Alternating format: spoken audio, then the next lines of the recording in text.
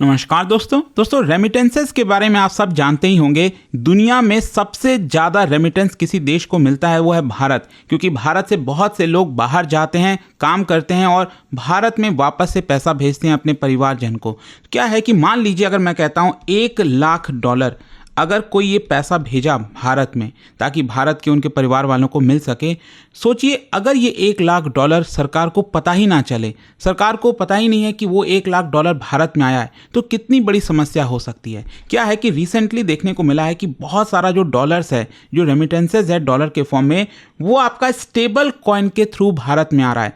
जो एक conventional channel होता था उसके बजाय स्टेबल कॉइन काफ़ी ज़्यादा पॉपुलर होता जा रहा है। इसको थोड़ा सा डिटेल में समझने की ज़रूरत है कि ये किस तरह से भारत पर इम्पैक्ट करेगा और ऐसा हो क्यों रहा है। लोग डॉलर्स को बैंकिंग के थ्रू ना भेजकर स्टेबल कॉइन्स के थ्रू क्यों भेज रहे हैं, ये स्टेबल कॉइन क्या होता है, वो सब कुछ मैं आपको बताऊंगा। चलिए आगे बढ़ते हैं, लेकिन उससे पहले आप सबको बता दूं, आज से स्टडी IQ पर हमारा जो नया बैच है UPSC का, वो स्टार्ट हो रहा है। एक ऐसा बैच जिसमें प्रीलिम से लेकर इंटरव्यू तक की पूरी तैयारी हम कराते हैं। 1-to-1 mentorship, test series, revision, सब कुछ आपको यहाँ पर मिल जाएगा। अलग अलग फीचर्स हैं, जो भी आप चूज करना चाहो वो आप ले सकते हैं। कोई अगर आपको डाउट है, प्रॉब्लम है बैच को लेकर, ये फोन नंबर दिया है, इस पर कॉल कर लीजिएगा एंड यूज करिएगा कोड अंकित लाइव मैक्सिमम डिस्काउंट के लिए। चलिए शुरुआत करते हैं। सबसे पहले देखते हैं कि एग्जैक्टली हो क्या रहा है। देखो, भारत जैसा मैंने आपको बताया दुनिया का सबसे बड़ा रिसिपिएंट है रेमिटेंसेस के मामले में। क्या है कि इस रेमिटेंसेस में एक बड़ा शिफ्ट आपको देखने को मिलेगा। मतलब जिस तरह से पैसा, जो डॉलर है, वो भारत के अंदर आया करता था, उसमें एक बड़ा बदलाव देखने को मिलेगा। और जो मैं आपको बता रहा था ना, जो कन्वेंशनल बैंकिंग चैनल्स के थ्रू आता था, मनी ट्रांसफर के थ्रू भारत में ये डॉलर्स आता था, उसके बजाय ये अब धीरे धीरे स्टेबल कॉइन्स के थ्रू आ रहा है। और रिपोर्ट्स के अनुसार बताया जा रहा है कि ऑलरेडी 3 से 4% भारत का जितना रेमिटेंस है वो स्टेबल कॉइन के थ्रू आने लग गया है, डिजिटल रूट के थ्रू आने लग गया है। और ये कहीं ना कहीं एक बड़ा ट्रांसफॉर्मेशन आपको देखने को मिलेगा क्रॉस बॉर्डर फंड मूवमेंट में। तो पहला क्वेश्चन तो अब यही आता है कि ये स्टेबल कॉइन्स होते क्या हैं, व्हाट इज दिस। देखो, स्टेबल कॉइन सिंपल भाषा में मैं अगर आपको बताऊं, ये डिजिटल करेंसीज हैं। मतलब आज के डेट में आप देखिए बहुत सारे, आप क्रिप्टो करेंसीज देखिए, बिटकॉइन की काफ़ी चर्चा होती है। ये क्या है, ये सब एक प्रकार से डिजिटल करेंसीज हैं, लेकिन इसका फीचर आपको अलग अलग देखने को मिलता है। जब हम स्टेबल कॉइन्स की बात करते हैं तो ये वाला जो डिजिटल करेंसी है, इसकी जो वैल्यू है, जैसे मान लीजिए अगर हम बिटकॉइन की बात करें तो बिटकॉइन की वैल्यू तो उसके खुद का जो डिमांड एंड सप्लाई है उसके आधार पर तय होता है ना, उसकी खुद की वैल्यू तय होती है। लेकिन जो स्टेबल कॉइन्स होते हैं, और स्टेबल कॉइन्स भी अलग अलग तरह के होते हैं, जैसे क्रिप्टो करेंसी की हम बात करते हैं उसमें बिटकॉइन, ठीक है, इस तरह के कई सारे होते हैं ना बिटकॉइन्स, क्रिप्टो करेंसी। उसी प्रकार से जो स्टेबल कॉइन्स हैं ये भी आपका अलग अलग प्रकार के होते हैं, जिसमें जो सबसे फेमस है उसको कहा जाता है USDT, दैट इज टीथर। तो ये जो स्टेबल कॉइन्स होते हैं इनकी वैल्यू पेग्ड होती है रियल वर्ल्ड फिएट करेंसीज से। मतलब मान लो कोई एक ऐसा स्टेबल कॉइन है जिसने अपनी वैल्यू को बांध रखा है इंडियन रुपी के साथ, तो इंडियन रुपी की वैल्यू बढ़ेगी तो उस वाले स्टेबल कॉइन की भी वैल्यू बढ़ेगी। इंडियन रुपी गिरेगा तो उस वाले स्टेबल कॉइन की वैल्यू भी गिरेगी। तो उसका डायरेक्ट रिलेशन उसके साथ पेग्ड हो जाता है, उसके साथ जुड़ जाता है। तो यहाँ पर जब हम USDT की बात करते हैं ना, टीथर, ये एक प्रकार का स्टेबल कॉइन है। इसने बेसिकली अपना जो वैल्यू है उसको डॉलर के साथ, US डॉलर के साथ पेग्ड कर रखा है। मतलब $1 इक्वल्स टू 1 USDT, मतलब $1 इक्वल्स टू 1 टीथर। ये आपको समझने की जरूरत है, ठीक है। लेकिन अब क्या है ना, भारत के अंदर जो टीथर है दैट इज USDT, ये प्रीमियम में ट्रेड कर रहा है। मतलब मान लीजिए अगर मैं कहता हूं कि $1 जो है भारत में कितना है अभी, मान के चलो 88 रुपीज़, 89 रुपीज़, जो भी मतलब चल रहा हो, ऊपर नीचे होता रहता है। लेकिन ये जो वैल्यू चल रही है, तो अगर आपके पास $1 है तो आपको कितना रुपए मिलेगा, 88-89 रुपीज़ मिलेगा। लेकिन अगर मैं आपसे कहूं कि अगर आपके पास 1 टीथर है, 1 USDT है, तो आपको उस केस में मिलेगा 93 रुपीज़। आपको मिलना कितना चाहिए, आपको मिलना तो 88 या 89 चाहिए, जो इस समय क्योंकि इसकी वैल्यू इसी के साथ पैक्ड है ना। लेकिन भारत में क्या है कि ये प्रीमियम में ट्रेड कर रहा है, आपको ज़्यादा वैल्यू मिल रही है। और ये जो प्राइस गैप है 4 से 5% का, इसी का फायदा उठाया जाता है और इसीलिए अगर आप देखोगे जो रेमिटेंस का रूट है उसमें बदलाव देखने को मिल रहा है। लोग बैंक के थ्रू पैसा ना भेजकर इसके थ्रू भेज रहे हैं। और ये क्यों भेज रहे हैं? देखो, एक सबसे बड़ा फायदा मैं आपको बताता हूं एग्जांपल से। जैसे मान लो किसी के पास $1000 है, कोई अमेरिका में बैठा हुआ है, वो अपना $1000 भारत भेजना चाहता है। अब मान लो बैंक के थ्रू वो भेजेगा और $1 इक्वल्स टू मान लो इस समय 88.6 है, तो यहां पर भारत में उसके परिवार के जन को कितना रुपए मिलेगा? 88,600 रुपीज, राइट? बहुत सिंपल है। लेकिन अगर वही ये $1000 अगर वो स्टेबल कॉइन मतलब ये जो USDT है टीथर, इसके थ्रू भेजता है, तो भारत में ये 1000 USDT आया और वो जब आप भजाओगे मतलब वो जब आप निकालोगे पैसा रुपी के फॉर्म में, तो आपको 93,000 मिलेगा, क्योंकि यहां पर 1 टीथर 1 USDT इक्वल्स टू 93 है।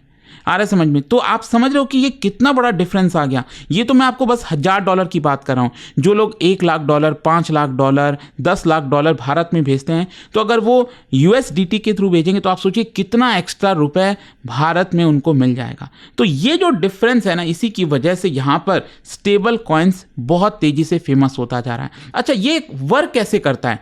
देखो, अगेन बहुत ही सिंपल तरीका है। जैसे मान लो कोई NRI है, US में रह रहा है, UK में, UAE में, दुबई में, जहां पर भी, तो वो क्या करता है, उसके पास मान लो $1000 पड़े हुए हैं, ठीक है। अब वो $1000 डायरेक्टली बैंक के पास ना जाकर वो उसको पहले कन्वर्ट करता है USDT में, डिजिटल करेंसी में, टीथर में, और फिर उसको इलेक्ट्रॉनिक मीन्स के थ्रू भारत में सेंड कर देता है किसी लाइसेंस्ड मनी ऑपरेटर, किसी के पास भी जो है जो भारत में ऑपरेटर है। तो जब भारत में आता है और उसके परिवार वाले कहते हैं कि आ गया, नॉर्मली देखा होगा ना आपने, पहले काफ़ी चलता था, किसी के पास बैंक अकाउंट नहीं है तो अपने पड़ोसी के बैंक अकाउंट में पैसा डलवा दिया, वहाँ से उनसे पैसा ले लिया, ठीक है। तो उसी प्रकार से यहाँ पर भारत में ये वॉलेट में ट्रांसफ़र किया गया और भारत में यहाँ पर जो उसके परिवार है, फ्रेंड है, जो भी है, वो जब रुपी में पैसा निकालेगा तो उसको ज़्यादा मिलता है। तो भारत में, जैसा मैंने आपको बताया, क्योंकि प्रीमियम रेट में ये काम कर रहा है, दैट इज़ वाई ये इतना पॉपुलर होता जा रहा है और ये आपका बहुत जल्दी से हो जाता है, कुछ ही घंटे के अंदर ये सारा ट्रांजैक्शन हो जाता है। तो क्वेश्चन अब ये आता है कि ये जो स्टेबल कॉइन है ये इतना तेजी से क्यों ग्रो हो रहा है, क्यों फेमस हो रहा है? सबसे पहला रीजन तो मैंने आपको बता ही दिया यहाँ पर कि 4 से 5% का आर्बिट्रेज का फायदा उठाया जाता है, प्रीमियम पर हो रहा है। तो अगर आप स्टेबल कॉइन के थ्रू भारत में पैसा भेजोगे तो यहाँ पर आपको ज़्यादा पैसा मिल जाएगा, आपके परिवार को ज़्यादा पैसा मिलेगा। फिर स्पीड और कॉस्ट एफिशिएंसी। देखो, बैंकिंग चैनल्स के थ्रू जब आप ट्रांसफर करते हो, कोई NRI अमेरिका से भारत में पैसा भेजेगा, कम से कम 1 दिन तो लग जाता है, 1 से 3 दिन कई बार लग जाते हैं। पहले तो बहुत समय लगा करता था, अब तो काफ़ी कम हो गया है फिर भी। तो इसके अलावा इंटरमीडिएरी चार्जेस भी बहुत सारे होते हैं। अगर आप डॉलर वहाँ से भेज रहे हो यहाँ पर भारत में, तो बैंक अपना चार्जेस लेता है बहुत सारा। और स्टेबल कॉइन अगर आप देखोगे तो ये बहुत चीपर है, हार्डली कुछ पैसा लगता है और तुरंत इंस्टेंट हो जाता है।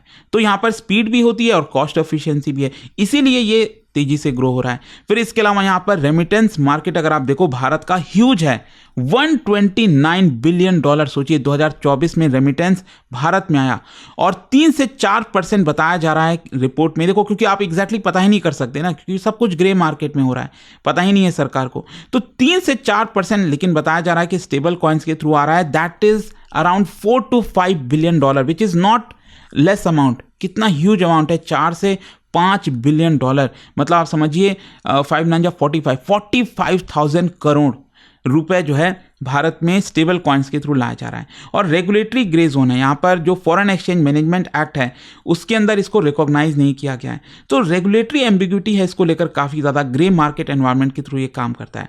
अच्छा, यहाँ पर अब आपके मन में एक और क्वेश्चन आएगा, लेकिन ऐसा है क्यों? जब इसकी वैल्यू आपका उससे तय की गई है कि $1 जितना होगा उतना ही 1 टीथर होगा, 1 USDT होगा, तो भारत में ये प्रीमियम में क्यों काम कर रहा है? देखो, अगेन यहाँ पर इकोनॉमी का सिंपल सा कॉन्सेप्ट, आप कभी भी इकोनॉमी पढ़ो, कुछ भी, उसमें इकोनॉमी का एक सिंपल कॉन्सेप्ट याद रखना, वो है आपका डिमांड एंड सप्लाई। अब क्या है कि भारत के अंदर USDT की जितनी सप्लाई है उससे कहीं ज़्यादा डिमांड है। तो जब भी किसी चीज़ की डिमांड ज़्यादा होती है उसकी वैल्यू बढ़ती है। आप बाजार में जाओ, अगर एप्पल 10 किलो है लेकिन डिमांड करने वाले लोग 50 किलो लेना चाहते हैं, तो ऑब्वियस ही बात है जो दुकानदार है वो एप्पल का प्राइस बढ़ा देगा। सेम यही चीज़ है, क्योंकि भारत में ये जो USDT है इसकी सप्लाई कम हो रखी है लेकिन डिमांड ज़्यादा है। तो जब USDT भारत में आता है और jab आप उसको भारत के मार्केट में बेचते हो तो इसकी वजह से लोग खरीदार बहुत सारे हैं और इसी की वजह से वो आपको प्रीमियम देने के लिए रेडी हैं। इसीलिए 1 USDT equals to around 92-93 rupees. तो ये एक बड़ा कारण है। आई होप आप समझ पा रहे होगे कि क्यों ऐसा हो रहा है। अच्छा, रेगुलेटरी और लीगल कॉन्टेक्स्ट की अगर हम बात करें, अगर हम आरबीआई के पोजीशन की बात करें, नो डाउट आरबीआई अभी तक इसको रिकॉग्नाइज नहीं करता। कोई भी private stable coin, crypto currency RBI उसको रिकॉग्नाइज नहीं करता है। आरबीआई का सिंपल ये कहना है कि हम अपना खुद का जो डिजिटल करेंसी है ई रूपी, आप सब जानते हैं लॉन्च किया गया है, उसी को आप यूज़ करिए। आरबीआई का ये कहना है, ये सेफ है और ये रेगुलेटरी कंट्रोल के अंडर में आता है। और इसके अलावा फेमा की बात करें, जो फॉरेन एक्सचेंज मैनेजमेंट एक्ट है, उसके भी ये बाहर है। मतलब सब कुछ ग्रे जोन में हो रहा है, कुछ पता ही नहीं है किस तरह से क्या चीज़ें चल रही हैं। लीगल ओपिनियंस की बात करें तो कई ज्यूरिसडिक्शन, दुनिया के कई ऐसे देश हैं जो इसको रिकॉग्नाइज भी करते हैं और कहते हैं कि इसके थ्रू आप ट्रांजैक्शन कर सकते हो, लेकिन भारत अभी तक इसको रेगुलेट नहीं कर रहा है। और इसीलिए यहाँ पर बहुत सारे रिस्क हैं और खतरा भी है, कंसर्न भी है। मैं आपको बताता हूँ कैसे। सबसे पहला है anti money laundering and terror financing. मतलब आप, ये तो मैंने बहुत छोटे एग्जांपल से बता दिया ना, आपके फ्रेंड्स हैं, फैमिलीज हैं, वो पैसा भेज रहे हैं। कोई मान लो आतंकवादी हो, इसी तरह से चीज़ें चल रही होती हैं। दिल्ली ब्लास्ट हुआ, दिल्ली में लाल किले के पास ब्लास्ट, कई जगह कुछ भी आतंकी संगठन आपस में मिलते हैं, इतना सारा एक्सप्लोसिव वगैरह जमा करते हैं। तो कैसे होता है? ये डिजिटल करेंसीज के थ्रू करते हैं ना, ये कोई बैंक के थ्रू तो करे नहीं। तो इसीलिए सबसे बड़ा ये कंसर्न है आपका टेरर फाइनेंसिंग का। दूसरा आपका फॉरेन एक्सचेंज और टैक्स इवेशन। क्या है कि अगर आप फॉर्मल चैनल के थ्रू लाओगे तो सरकार आप पर 1% टीडीएस लगाएगी। जो ट्रांजैक्शंस वगैरह होता है, क्रिप्टो ट्रेड होते हैं, सरकार उसके ऊपर 1% टीडीएस लगाती है। यहाँ पर तो आप उससे बच जाओगे क्योंकि ये कंट्रोल में नहीं है सरकार के।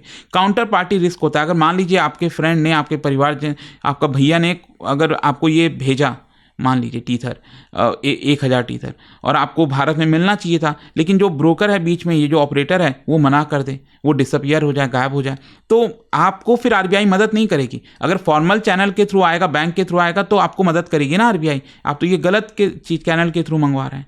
फिर इसका रिस्क क्या है हमारे देश के सॉवरेनिटी के ऊपर? क्योंकि मैं आपको बता दूं, भारत के जो चीफ इकोनॉमिक एडवाइजर, उन्होंने वार्निंग भी दी थी कि जो डॉलर बैक्ड स्टेबल कॉइन्स हैं, ये भारत के लिए बड़ा खतरा है। भारत की जो मॉनेटरी सॉवरेनिटी है, हमारी आरबीआई जो डिसीजन लेती है कब रुपये की सप्लाई को बढ़ाना है, कब कम करना है, रेपो रेट को कब बढ़ाना है, कम करना है, ये सारी चीज़ों पर बड़ा असर होता है। क्योंकि अगर इस तरह से ट्रांजैक्शन होने लग जाएगा स्टेबल कॉइन्स के थ्रू, तो इसका कोई असर नहीं रहेगा ना फिर।